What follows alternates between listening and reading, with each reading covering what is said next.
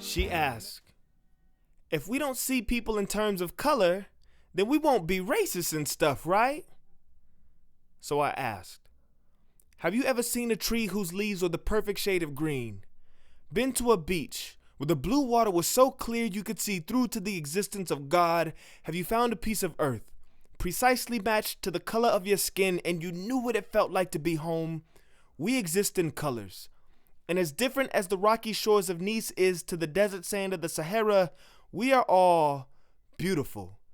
Who doesn't see textures of clouds when rain falls in the distance? The petals of flowers from the blades of grass? Who doesn't see oceans struggle to kiss the shore delicately, even though it has the power to rip land like unwanted poems? Weeds are not dandelions growing in your Bermuda grass. It is a green golf course growing in a Las Vegas desert.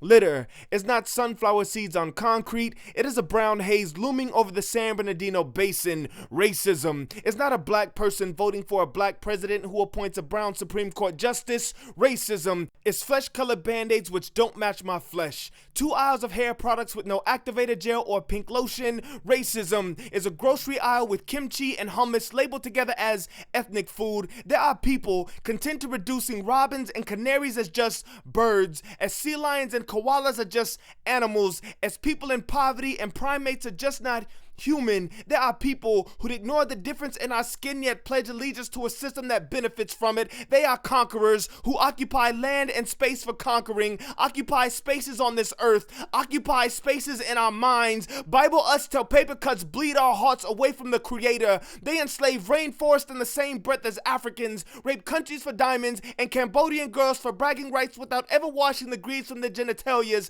They try to convince us that evolution has a higher order than equality, then write social policies pretending that all humans are equal. So how can you ever believe that we are equal when I've called myself black, even though I am the color brown, that she called herself brown, even though she is the color tan, that she called herself white, even though she is the color of a milky-ish, creamy-ish, rosyish color that you have never even thought about because you have never been objectified. So how can you believe in that colorblind lie? Racism is a Gulf Coast oil spill cleaned up with smallpox blankets. There are no accidents. Colonialism is deforestation by burning, and we are the saplings of poison carbon dioxide who struggle to grow branches without the roots of our fathers. We are crops in Dust Bowl, Nebraska. We are gum trees in Indonesia. We are African and Indian elephants with no tusk who roam the countryside molested of our identity. We are colors of this earth with histories and stories that are rich in experience, but they haven't been told since the days the continents drifted.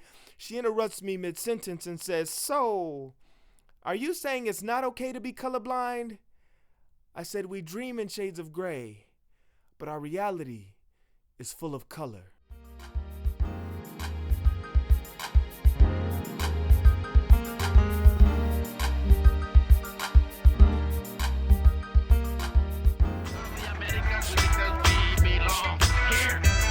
I inherited this original mix, the descendants of the indigenous. The sense of this is, it's better to amalgamate the color of your skin with slaves than to be tortured, vilified, and killed off from your whole race. So I am the color of colonization and perseverance. The melanin in my skin smells of rotted wood from slave ships mixed with matzah and God's fertile dirt. I am not the color of oil, I am the color of beautiful earth.